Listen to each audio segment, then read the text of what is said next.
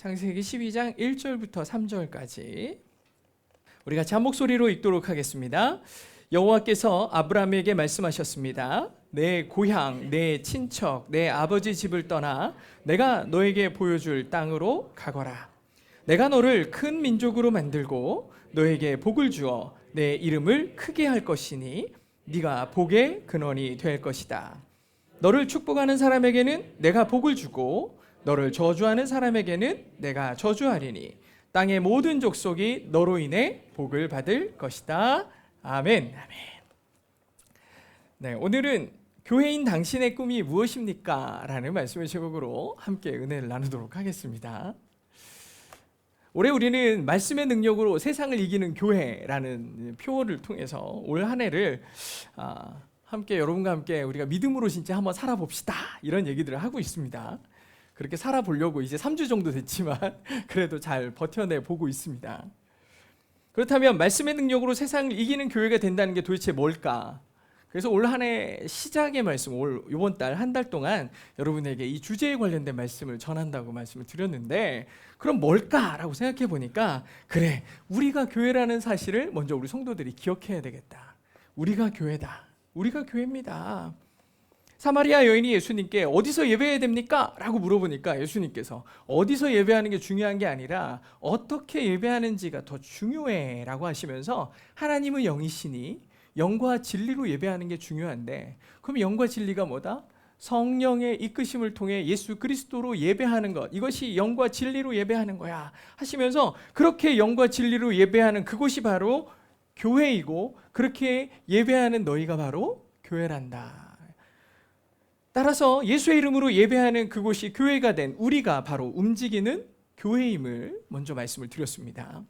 그렇게 교회가 된 우리 안에는 언약궤와 같은 하나님의 말씀, 촛대와 같은 성령의 조명하심, 그리고 분향단의 향과 같은 기도의 향기, 그리고 우리의 삶이 세상 가운데 드러나는 진설병과 같은 그런 드러남이 분명히 있어야 됩니다 라고 말씀을 드렸어요.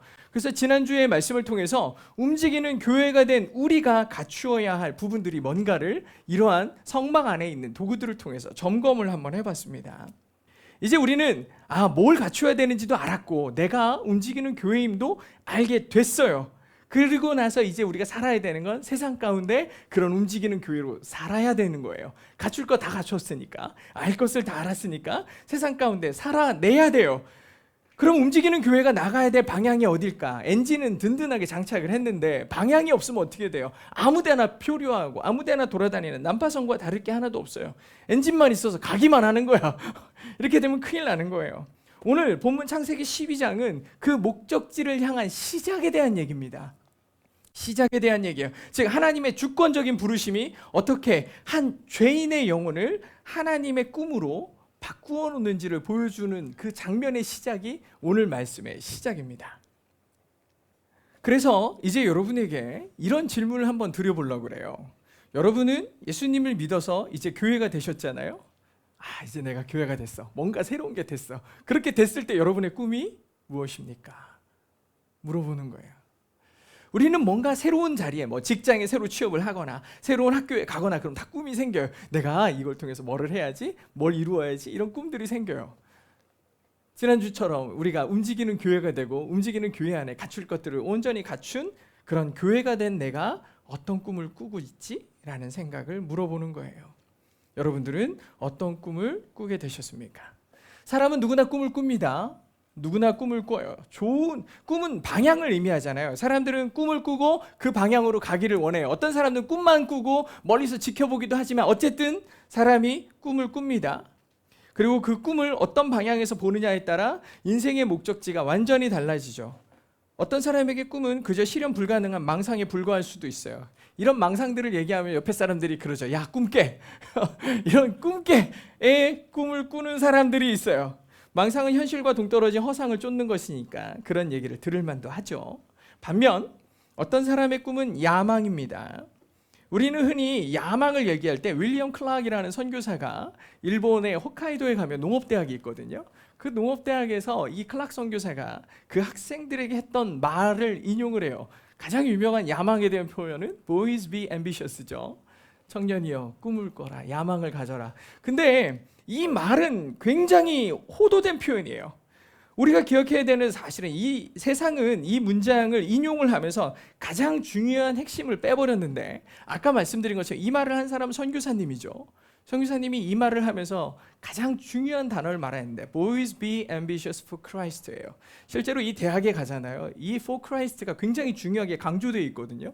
근데 세상에서는 이 중요한 표현을 빼버렸어요. 그리고 앞에다가 야망을 가지세요, 이것만 얘기해요. 그러면서 for Christ가 아니라 for 돈을 위해, 권력을 위해, 재물을 위해 여러분의 야망을 가지세요 라고 예수 그리스도의 이름을 대체시켜버렸어요. 여러분의 꿈을 위해, 여러분의 소망을 위해, 여러분의 바램을 위해 나의 욕심으로 이곳에 야망을 가지라고 얘기하기 시작하죠. 사전적으로 야망이라는 표현은 들판을 바라보다 라는 뜻이거든요. 이제 이 탐욕과 결합된 야망은 내 영토를 넓히는 것에 집중하는 삶을, 그런 꿈을 꾸게 만듭니다. 야망의 중심에는 언제나 나라는 자아가 있어요. 물론 긍정적으로 보면 강력한 추진력을 얻는, 내가 뭔가 돼야 되겠고 내 소원을 이룬다고 하니까 엄청난 추진력을 나에게 주는 것 같지만, 사실은 결국에 보면 나를 우상화하여 내가 높아지려고 하는 바벨탑의 정신과 크게 다르지 않아요. 사람은 누구나 이런 야망을 통해 자기의 바벨탑을 세우고 싶어 하기 때문에 사단이 사람들에게 접근하는 가장 좋은 꿈이 야망입니다. 그렇게 해서 많은 사람들이 야망과 같은 꿈을 꾸죠. 마지막으로 또 어떤 사람은 비전이라고 얘기하는 꿈을 꿉니다. 비전은 야망과 결정적 차이가 하나 있는데, 야망의 중심에는 나라는 자아가 있지만 비전의 중심에는 하나님의 통치와 공동체가 있습니다. 나를 증명하는 게 아니라 나를 통해 하나님의 꿈이 세상에 전달되기를, 세상에 흘러나가기를 바라는 선한 영향력의 방향성, 그리스도를 마음에 품고 세상을 향해 나아가는 그러한 방향성, 이것이 바로 하나님의 말씀이 원하는 비전이죠. 이 비전을 자신의 꿈으로 살아내려고 하는 사람들도 있습니다. 꿈의 다양한 양태들이죠. 자, 이제 여러분에게 묻는 겁니다. 여러분들도 다 꿈이 있었겠죠. 여러분이 그리스도인으로서 꾸는 꿈은 어떤 꿈입니까? 망상인가요? 아니면 변질된 야망인가요? 아니면 혹시 비전인가요? 한번 여러분의 꿈을 점검해 보시는 겁니다. 오늘 우리가 함께 읽은 본문은 부르심에 순종하는 아브라함에게 하나님께서 축복하시는 말씀이거든요. 근데 잘 읽어보세요. 이거를 한번 잘 생각하면서 내가 아브라함이다 생각하고서 한번 읽어보세요. 근데 그렇게 읽어보면 이게 진짜 축복인지 모르겠다는 거예요. 이게 축복이야? 다소 혼란스러운 내용을 담고 있습니다. 하나님께서 아브라함에게 너의 고향, 너의 친척, 네 아버지 집을 떠나서 내가 너에게 보여주는 땅으로 가라라고 하신 거예요. 하나님께서는 아브라함의 그 안정감, 아니 친척들 다 여기 있다니까요. 내 아는 사람 여기 다 있어요. 내 집이 바로 여기예요. 이 안정감과 평안과 모든 재산들 전부를 포기하라고 하시는 거예요. 아니 고향을 떠나는 거, 친척들, 아버지를 버리고 집을 떠나라고 하는 게 말이 되냐고요. 쉽지 않은 순종이죠. 근데 이어지는 메시지는 더 충격적이에요. 이어지는 메시지, 만약에 고향도 버려라, 너의 친척들도 버려라, 이렇게 하면서 더 좋은 걸 얘기하면 모르겠어, 그죠? 더 좋은 거, 그거 버리는 대신에 내가 훨씬 좋은 인맥을 소개해 줄게. 너희 집 다 부셔져가지고 내가 빌딩 하나 줄게. 이런 그 대안이 훨씬 더 나은 거면 좋겠는데 하나님이 뭐라고 하세요? 내가 너에게 보여줄 땅으로 가래요.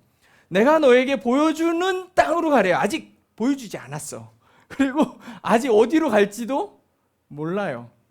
이게 지금 한글로는 저렇게 쓰였지만 영어로 보면 The land that I will show you예요. 아직 안 보여준 거예요. 내가 일단 가면은 내가 보여줄게.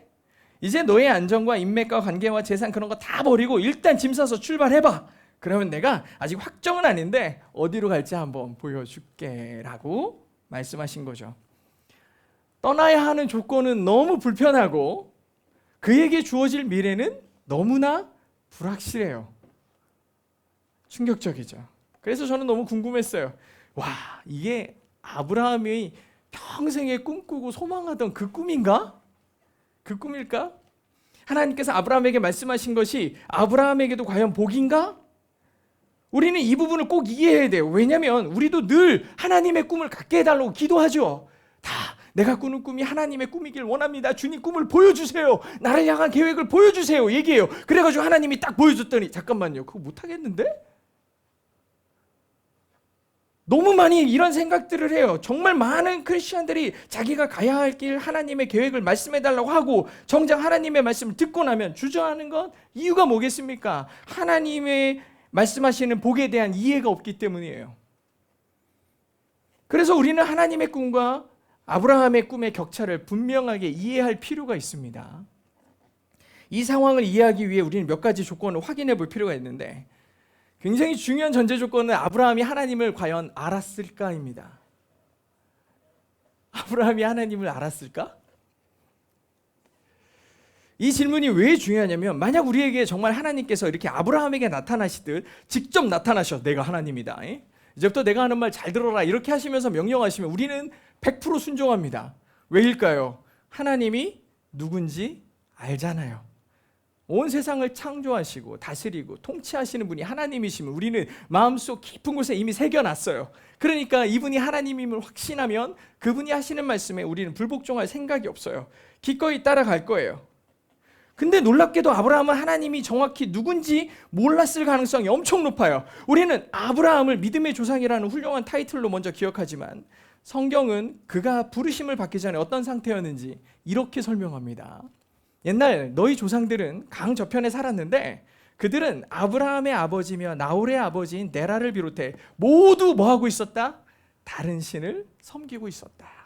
우상을 섬기고 있었다라고 얘기한 거예요. 이게 여호수아가 마지막으로 백성들에게 설교하면서 나온 표현인데 하나님께서 이렇게 말씀하셨다고 하면서 아브라함의 집안이 온통 우상을 섬기는 집안이었어요 라고 얘기한 거예요. 즉 아브라함은 하나님이 누구신지 몰랐을 가능성이 엄청 높아요. 만약에 하나님을 알았으면 하나님을 갈망했겠지만 아브라함은 스스로 하나님을 찾은 적이 한 번도 없습니다. 하나님을 찾으려고 애썼던 구도자가 아니었어요. 그는 달의 신을 숭배하면서 우상의 도시에서 자기의 야망을 키워가던 철저한 죄인이었어요. 신학자 칼뱅은 이 아브라함이 우상 숭배의 구덩이에 빠져 있었다라고 표현했고요. 이런 아브라함에게 하나님의 말씀은 익숙한 여러 귀신들의 소리가 아니었고 굉장히 충격적인 하나님의 계시였을 거라는 가능성을 얘기합니다. 우리가 이렇게 생각할 수밖에 없는 이유가 스데반에게도 이런 비슷한 표현이 나옵니다. 스데반은 뭐라고 그랬냐? 우리 조상 아브라함이 하란에 살기 전 아직 메소포타미아 지역에 있었을 때 영광의 하나님께서 그에게 나타났다라고 표현되어 있어요. 여기 말씀도 보면 아브라함이 하나님을 찾은 게 아니라 하나님께서 주권적으로 아브라함에게 나타나 주셨다고 했어요. 하나님께서 주권적으로 오셨어요. 그리고 그를 택하셔서 그의 의지나 바람과 상관없이 영광스러운 모습으로 그에게 나타나 말씀하셨죠. 그런 하나님을 만난 아브라함은 지금까지 자기가 섬기던 신들과는 다른 압도적인 위엄과 두려움을 느꼈을 거라는 거죠. 그렇게 두려움에 떨면서 갑자기 나에게 나타나서 말씀하시는 그 신 앞에 어떻게 그분이 하시는 말씀을 거절하겠냐고요. 그러니까 그냥 주권적으로 뭐 하는 거예요? 끌려가는 거예요. 고향을 버려라. 너의 친척들을 버려라. 너의 집을 버려라. 그리고 내가 지금 말할 테니 짐 싸고 출발해. 네, 이렇게 된 거예요. 이 두려움과 하나님의 강권적인 역사가 압도적인 이 위험 앞에 명령에 순종할 수밖에 없었던 거죠. 이거는 거절할 수 있는 명령이 아니었던 거예요. 아브라함의 동의를 구하는 프로포즈, 제한이 아니라 그의 삶을 송두리째 뒤바꾸는 불가항력적 은혜다라고 성경은 표현합니다. 불가항력적이다. 거절할 수 없다. 당시 상황상 고향을 떠난다는 것은 아브라함의 사회적 안전망과 생존의 기반 그리고 지금까지 자기를 지켜주던 모든 신들의 보호로부터 벗어나는 자살 행위나 마찬가지였어요. 근데 그럼에도 불구하고 하나님의 말씀을 듣고 순종하며 아브라함은 그 인생의 고단한 인생길을 출발하기 시작합니다. 출발합니다. 이제 아까 물어봤던 질문을 한번 다시 생각해 보겠습니다. 아브라함의 원래 꿈이 뭐였을까요? 아버지의 가업을 잘 이어받아서 사람들한테 조각한 우상들을 잘 파는 거예요. 그렇게 집안이 좀 잘 되고 가업이 잘 돼서 좀 잘 사는 것, 동네 사람들하고 친분도 잘 유지하면서 사는 것, 그리고 소소하지만 그 신들의 보호를 받으며 그 소소한 안정감에 빠져서 그냥 사는 것으로 충분했을 거라고. 따라서 분명한 건 하나님의 아브라함을 향한 꿈이 아브라함 자신의 꿈은 아니라는 거예요. 하나님께서 약속하신 복이 아브라함이 살면서 그렇게 바라고 소망하던 것은 분명히 아니었다라는 겁니다. 자, 그럼 아브라함이 원래 꿈꾸던 복이 아니라 하나님께서 주시려는 복이 아브라함에게도 그럼 진짜 복인가? 한번 생각해 보세요. 아브라함이 복이라고 생각하는 게 그가 원하는 게 아니었는데 하나님은 이걸 뭐라고 얘기해요? 복이다. 이거 복이다. 근데 아브라함은 그게 복이 아닌 거예요. 아니 그거 복 아니에요. 저 그냥 집에 가만히 있는 게 좋아요. 그냥 여기서 잘 사는 게 좋아요. 저는 이걸 복이라고 생각해요. 근데 하나님 뭐래요? 그거 다 버려. 가. 내가 이제 보여줄 땅으로 가. 그게 복이야. 라고 얘기하세요. 우리가 생각하는 복에 대한 개념이 진짜 무너져야 돼요. 아브라함이 꿈꿨던 복과 하나님 복이라고 여기시는 것은 달랐어요. 그래서 우리 스스로에게 물어보는 거예요. 하나님께서 주시려는 복이 그리스도인인 우리에게 복일까? 내가 날마다 복 주시기를 소망하고 하나님 복 주세요, 축복해 주세요 라고 얘기하는 그 복이 내가 원하는 복일까? 그리고 우리는 이런 복의 본질을 알게 됐을 때 그 복을 진짜 갈망할까? 대답을 먼저 알려드리면 복입니다. 예스예요. 여러분은 이 복을 소망해야 돼요. 우리는 반드시 이 복을 꿈꿔야 돼요. 특별히 움직이는 교회가 된 우리는 반드시 하나님의 복을 꿈꿀 줄 알아야 됩니다. 그럼 우리가 꿔야 되는 이 꿈이 구체적으로 뭐라는 말입니까? 저는 여러분 각 개인을 향해 하나님의 여러분을 향한 꿈은 이겁니다. 여러분 이게 돼야 됩니다. 이런 얘기 절대 못합니다. 몰라요. 여러분에게 소망하는 것은 그 꿈을 이루어가는 그리스도인의 태도에 대해서 말씀을 드리려고 그래요. 먼저 하나님의 꿈을 꾸기 위해서는 우리가 정말 주의해야 될 게 하나 있는데 내가 그 꿈을 꿔야겠다라는 의지를 버리는 겁니다. 이건 참 아이러니컬하게 들릴 수 있지만 분명해요. 기본적으로 내가 찾는 꿈은 나의 생각과 바램 그 기반 위에 둘 수밖에 없거든요. 우리가 꾸고 싶은 꿈은 망상이나 야망이 되기가 쉽상이에요. 따라서 우리가 가져야 할 꿈은 내 꿈이 아닌 하나님의 꿈이어야 돼요. 이거를 일단 정의를 해놔야 돼요. 우리가 가져야 되는 꿈은 내 꿈이 아니라 하나님의 꿈이어야 된다. 우리가 이 세상 가운데 존재해야 되는 이유는 우리를 창조하시고 이 땅 위에 존재하게 하신 하나님보다 더 잘하는 사람이 아무도 없어요. 우리를 향한 하나님의 꿈만이 사람의 생각이 끼어들지 않은 꿈입니다. 그래서 우리가 꾸는 꿈은 먼저 하나님이어야 해요. 늘 하나님을 깊이 생각하는 것이 우리의 첫 번째 꿈의 방식이어야 돼요. 아브라함이 고향에서 가졌던 꿈은 남들보다 더 갖고 더 누리는 것이었겠지만 하나님께서 주신 복은 내가 너와 함께 한다라는 게 복이었어요. 이것이 인간이 꿈꿀 수 있는 최고의 복이고 그래서 우리가 가질 수 있는 최고의 꿈은 하나님이 나와 함께 하시기를 바라는 거예요. 보통 꿈 얘기하면 누가 제일 먼저 떠오르십니까? 요셉이 떠오릅니다. 요셉이 떠오르죠. 어린 시절에 교회를 다닌 분들은 다 아시겠지만 요셉의 어린 시절 꿈 얘기가 있습니다.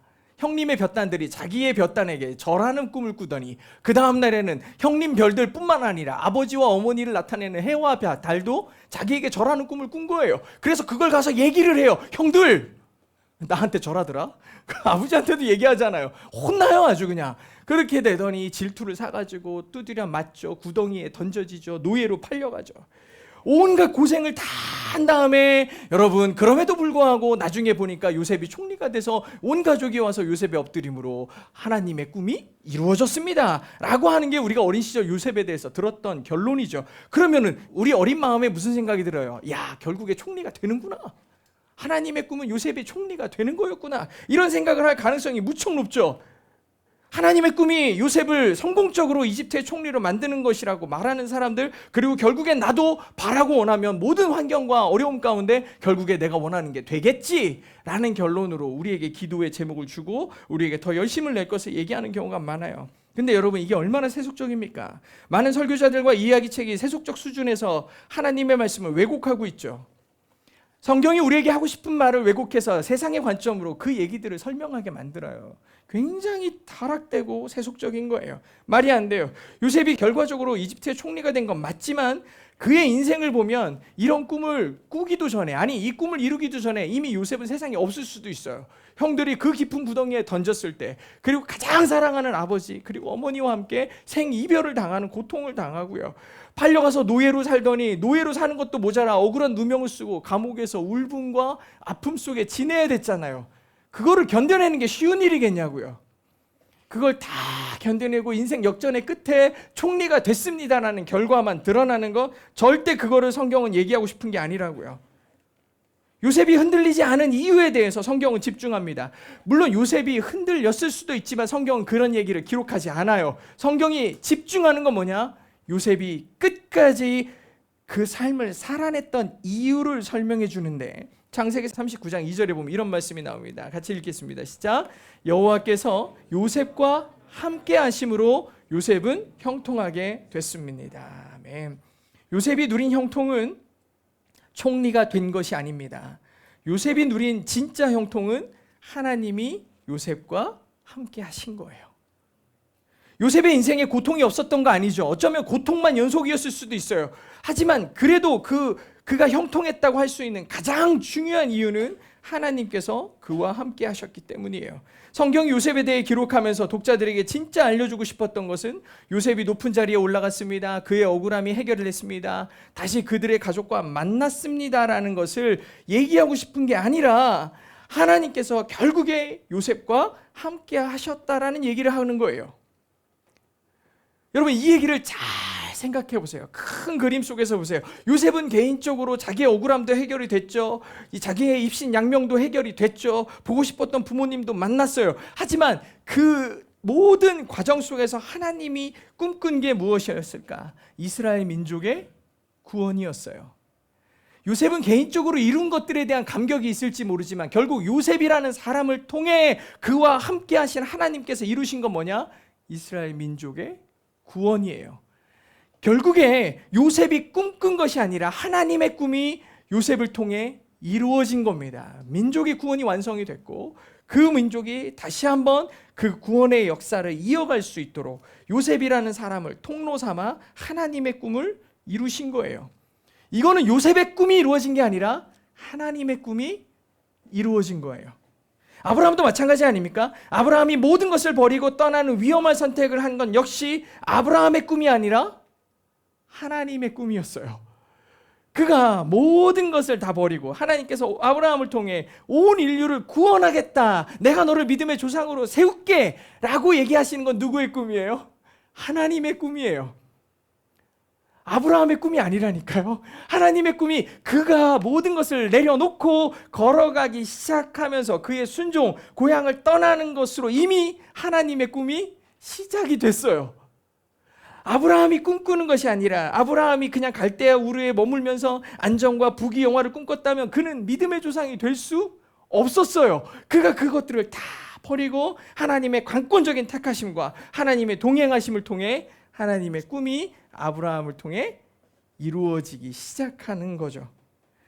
그래서 그는 믿음의 조상이라는 복을 받게 됐습니다. 우리가 아브라함과 같이 믿음의 조상이 돼야지, 아니면 요셉과 같이 총리가 돼야지라는 꿈을 꿔야 된다라고 여러분에게 드리는 말씀이 아니에요. 하나님의 꿈은 우리의 꿈과 분명히 다르다는 말을 하는 거예요. 다르다. 그래서 말씀 가운데 성령의 조명하심이 있어야 되겠고 기도함을 통해 순종하며 따르는 것이 정말 중요하다라고 말씀드리는 거예요. 하나님의 꿈을 꾸지 않으면 우리는 가짜 자유를 누리면서 살 수밖에 없어요. 교회에 와서 그렇게 기도들을 쏟아냈고 내 바램들을 다 쏟아놓지만 결국에는 그 소망들이 이루어지지 않고 무너져 내릴 때 우리는 진짜 자유함을 상실당해요. 방향을 잃고 헤매게 돼 있어요. 순간 주어지는 내 삶의 환경과 조건 때문에 무너져 내려요. 마치 그 찰나의 것들이 내게 주어진 전부인 양 착각이 일어나. 착각이 생겨요. 그러니까 낙심하고 고통스러울 수밖에 없어요. 그래서 우리의 비전이 하나님의 비전이 되어야 되는 거예요. 하나님의 삶이 우리의 꿈이 되어질 때 내 삶 가운데 주어지는 것이 아닌 하나님의 역사가 이루어지기 시작한다는 거죠. 하나님과 함께하는 삶의 기본은 일상의 삶을 누리는 것이어야 합니다. 여러분에게 주어진 삶을 하나님의 꿈으로 살아내야 되는 거죠. 그래야 우리는 그 삶의 현장에서 하나님의 꿈을 꾸면서 살 수 있어요. 어떤 사람들은 내가 하나님의 꿈을 발견하리라, 하나님의 말씀하심을 들으리라 하면서 기도원으로 가고 특별 기도에 참석하면서 하나님이 말씀하시는 걸 듣겠다 하는데, 여러분, 저는 오히려 요동치는 여러분의 삶의 굴곡 속에서 하나님과 어찌됐든 요동치는 파도 속에서 주님 막 목숨 걸고 붙들고 있는 그 순간에 말씀하시는 하나님께서 여러분의 삶을 통해 역사하시는 것이 훨씬 더 강력하다고 생각하거든요. 물론 당장은 알 수 없을지 모르지만, 그리고 발견하게 해달라고 쪼른다고 해서 알려주시는 것도 아니겠지만, 그저 오늘을 살아내는 거예요. 오늘을 버텨내는 거예요. 순간순간의 결정에 하나님의 동행하심을 신뢰하고 그분께 의뢰하는 거죠. 주님, 나와 함께 해주세요. 이번에 상동 형제랑 제가 순례길을 같이 걸었는데, 오늘 어디까지 가야 되냐? 그럼 여기까지 가야 되는데 길이 어딘지 몰라요. 그럼 가는 거예요. 가는 길에 물어봐. 목사님, 일로 갈까요? 일로 갈까요? 그러면 여기로 가자. 산 넘어가고 막 이렇게 가요. 편한 길이 있거든요. 편한 길이 직선으로 이렇게 이제 지도로 딱 보면 편한 길이 딱 보이는데, 이쪽으로 가면 바다도 보일 것 같고 한적한 길일 것 같고, 이런 데로 제가 자꾸 가자 그래가지고 키로수가 많이 늘어났거든요. 근데 아무튼 제가 이상한 길로 자꾸 가자 그래가지고 이렇게 갔어요. 어쨌든 도착합니다. 출발할 때는 이 길로 가야 될지 저 길로 가야 될지 우리는 몰라요.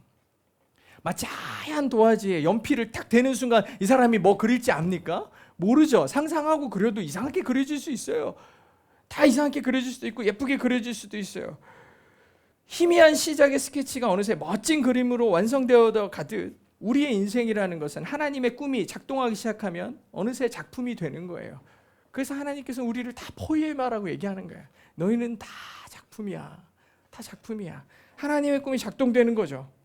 하나님의 꿈은 여러분의 삶과 동떨어져 있지 않아요. 여러분을 통해 이루실 하나님의 꿈은 여러분의 신실한 삶 속에서 이루어져 가고 있는 중입니다. 얼마나 아름다워요. 또한 하나님과 함께하는 사람, 내게 주어진 삶을 소중하게 여기는 삶이에요. 물론 세상도 너는 소중해? 너는 소중해라고 얘기할 수 있어요.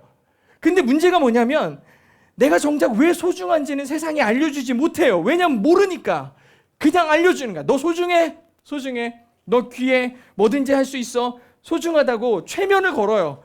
근데 여러분, 그렇게 최면 거울 보면서 나는 소중해, 나는 잘할 수 있어 하고서 여러분 문 막고 나가보세요. 하나도 안 소중한 것 같아. 나 세상에 나가보세요. 하나도 안 소중해. 난 뭐든지 할 수 있어. 그런데 할 수 있는 게 아무것도 없는 게 나예요. 나가보니까 그렇다는 거예요. 최고도 아니고 아무것도 할 수 있는 것도 없고 별로 소중한 존재도 아님을 세상 가운데 금방 알게 돼요. 그러니 얼마나 허무하겠습니까? 근데 하나님과 함께하는 삶은 우리가 소중한 존재라는 것을 알게 해주세요. 우리 각자는 세상 다른 사람과 비교하지 않아도 충분히 온전하다고 하나님은 말씀해 주세요. 너는 너 자체로 충분해.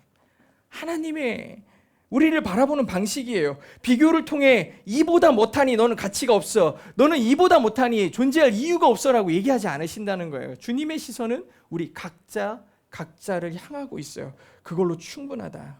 그걸로 충분하다. 나와 함께 하시는 하나님은 우리를 존재 자체로 충분히 사랑해 주세요. 나태주 시인의 풀꽃이라는 시가 있습니다. 자세히 보아야 이쁘다, 오래 봐야 사랑스럽다, 너도 그렇다. 이거 되게 멋있지 않나요? 나태주 시인은 학교 선생님이면서 교회 장로님이시죠. 이분이 한 크리스천 인터뷰에서 이런 얘기를 했다고 합니다. 이 시의 관점에 예수님의 시선이 있어야 된다고 얘기하는 거예요. 자기가 세상의 시선으로 학생들을 바라보고 사람을 바라볼 때 안 이쁜 거야. 안 사랑스러운 거야. 마음이 힘들었다는 거예요. 그런데 예수 그리스도의 시선이 들어가니 이쁘다는 거예요. 사랑스럽다는 거예요. 너도 그렇더라. 조건과 비교가 시선을 왜곡시키니까 이쁠 수가 없고 사랑스러울 수가 없었는데, 우리를 존재 자체로 사랑하시는 예수님의 시선으로 바라보니까 이쁘고 사랑스럽다라고 하신 거예요. 그렇게 우리에게 주어진 모든 것을 소중하게 여기며 이 상황을 나에게 허락하시고 이 상황을 통해 하나님의 꿈을 이루게 하시는 그 하나님의 뜻에 순종하게 되는 것, 이것이 그리스도인의 삶이죠. 빙점이라는 소설의 그 작가인 미우라 아야코라는 작가가 있습니다. 근데 이 작가가 크리스찬이에요. 그녀는 폐결핵과 척추병 등 여러 질병으로 평생을 고생을 했거든요. 근데 마지막에도 암으로 죽게 됩니다. 암이 걸렸을 때는 아무것도 못하고 그저 입만 말할 수 있었기 때문에 마지막 작품 활동은 남편이 대피를 합니다. 남편이 대피를 할 만큼 몸이 쇠약해졌는데 그럴 때마다 이렇게 누워서 자기가 썼던 시를 계속해서 이렇게 외웠대요. 근데 무슨 시냐면 제목이 아프지 않으면이에요. 아프지 않으면. 이 시 보니까 아프지 않으면 듣지 못할 말씀이 있습니다. 아프지 않으면 접근하지 못할 장소가 있습니다. 아프지 않으면 우러러 뵙지 못할 얼굴이 있습니다. 아프지 않으면 나는 인간일 수 없습니다. 이 깊은 병 중에도 하나님과 함께 할 수 있었음을 고백하고 있는 시인의 간절한 소망이죠. 이거는 반대로 얘기하면 내가 아팠기에 기도할 수 있었고, 아팠기에 주의 말씀을 들을 수 있었고, 아팠기에 주님께 가까이 나아갈 수가 있었고, 아팠기에 주의 얼굴을 우러러 내가 보게 됐습니다. 내가 아팠기에 하나님께서 바라보시기에 온전한 사람이 되었네요 라고 고백하는 거죠. 사랑하는 성도 여러분, 저는 오늘 설교를 시작하면서 여러분들에게 교회가 된 당신이 꾸는 꿈은 뭐냐라고 질문했어요. 우리는 움직이는 교회라는 사실을 알았어요. 그리고 교회된 우리가 언약궤와 같은 하나님의 말씀이 우리의 마음 깊숙한 곳에 있어야 되겠고, 그 말씀을 이해하기 위해 성령의 조명하심이 필요했고, 성령의 조명하심을 통해 우리는 올바른 기도를 할 수 있게 되었고, 그 기도를 통해 우리는 세상 가운데 그리스도인됨을 드러내는 진설병과 같은 존재가 되었다라고 얘기했죠. 이런 얘기를 들으니 이제 내가 그렇게 온전한 교회로서 살아야 되겠다라고 생각을 했는데 막상 저 문을 열고 나가니 어떤 방향으로 가야 될지를 모른다는 거예요. 그래서 이 질문을 한 거예요. 여러분의 꿈이 무엇입니까? 여러분은 어떤 방향으로 가기를 원하십니까? 그래서 제가 제시한 답은 하나님의 꿈을 꾸시라는 거죠. 여러분, 하나님의 꿈을 꾸십시오. 안정과 보장 그리고 미래라는 모든 것을 갖춘 고향을 떠나 믿음의 조상이라는 하나님의 꿈을 이루는 아브라함의 인생길을 보시고, 색동옷과 부유함, 사랑과 따뜻함이 가득한 집을 떠나 죽음의 위협과 노예 생활, 억울함과 분노가 가득한 인생을 살아내야만 했던 요셉의 삶의 이유는 하나님이 나와 함께 하심이라는 거죠.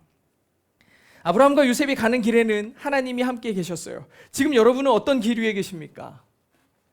그 길이 어떤 길이든 주님이 여러분과 함께 계시기를 소망합니다. 여러분의 꿈이 하나님과 동행하는 것이기를 진심으로 축복합니다.